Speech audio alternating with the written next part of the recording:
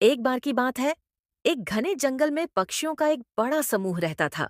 उनके राजा, एक समझदार और दयालु तोता, पक्षियों के हर छोटे बड़े झगड़े को सुलझाने में माहिर थे। एक दिन जंगल में एक बहस छिड़ गई। कोयल, कौआ और गौरैया के बीच इस बात पर विवाद हुआ कि सबसे उपयोगी पक्षी कौन है।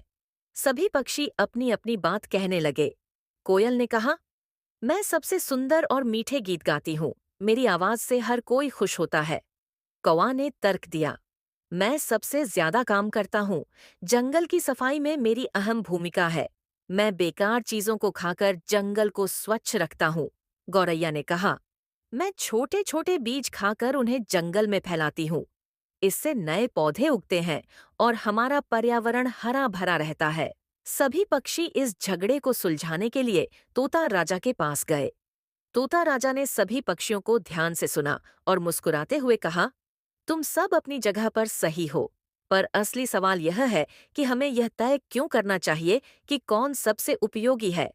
जंगल का संतुलन बनाए रखने के लिए हम सबकी अपनी अपनी भूमिका है। तोता राजा ने एक कहानी सुनाई। बहुत समय पहले एक छोटा पक्षी सोचता था कि वह जंगल का सबसे कमजोर और बेकार पक्षी है। एक दिन जंगल में आग लग गई। उस पक्षी ने अपनी चोंच में पानी भरकर आग बुझाने की कोशिश की। बड़े पक्षी उसे देखकर हंसने लगे, लेकिन धीरे धीरे उसकी कोशिशों ने अन्य पक्षियों को भी प्रेरित किया। सबने मिलकर आग बुझाई।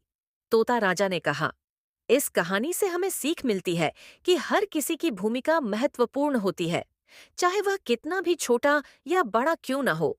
कोयल की मधुर आवाज, कौए की सफाई और गौरैया की बीज फैलाने की क्षमता, तीनों ही हमारे जंगल को सुंदर और जीवंत बनाते हैं। सभी पक्षी राजा की बात से सहमत हुए और आपस में झगड़ा खत्म कर दिया। उन्होंने समझा कि हर प्राणी प्रकृति के संतुलन को बनाए रखने में अपनी अहम भूमिका निभाता है। यह कहानी हमें सिखाती है कि हर व्यक्ति और हर जीव की अपनी विशेषता और महत्व है। हमें दूसरों की उपयोगिता को समझना और उनकी भूमिका की सराहना करनी चाहिए।